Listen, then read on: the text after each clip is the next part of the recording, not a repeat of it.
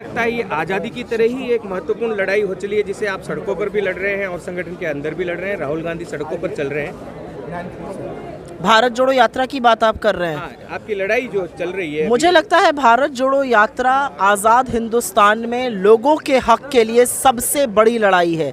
3570 kilometre पैदल चलना आसान नहीं है और ये लड़ाई हम संसद में भी लड़ रहे हैं और अब सदन से लेकर सड़कों तक की जो लड़ाई है वो राहुल गांधी जी लड़ रहे हैं। जिस तरह से लोग उनसे मिल रहे हैं, जिस तरह से हम मुद्दों पर टिके हुए हैं, जिस तरह से हम आम जनता की बात कर रहे हैं, ये सच है कि लोग पिछले 8.5 साल में किसी एक आदमी के मन की बात सुनकर उकता चुके हैं।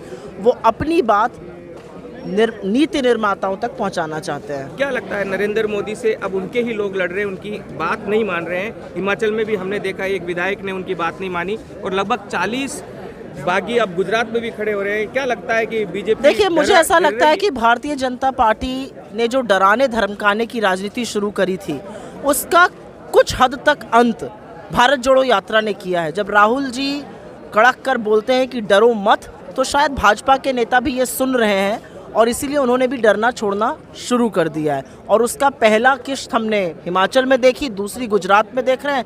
आगने वाले वक्त में भीतर का जो बीजेपी के अंदर का जो भीतर घात है वो और उभरेगा। मीडिया के लिए क्या कहना चाहेंगे आप? मुझे लगता है मीडिया को ये समझना ज़रूरी है कि वो लोकतंत्र का चौथा स्तंभ है। आपका काम है उन लोगों से सवाल पूछना जिनके पास सत्ता है, संसाधन है, संस्थाएं हैं, पावर है, पैसा है।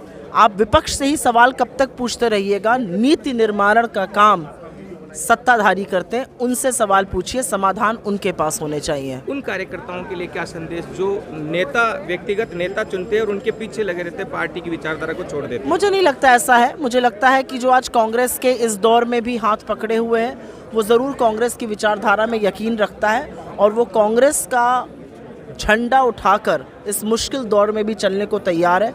ये गलत होगा कि मैं यहाँ बैठकर अपने कार्यकर्ताओं पर तीखा टिप्पणी करूँ।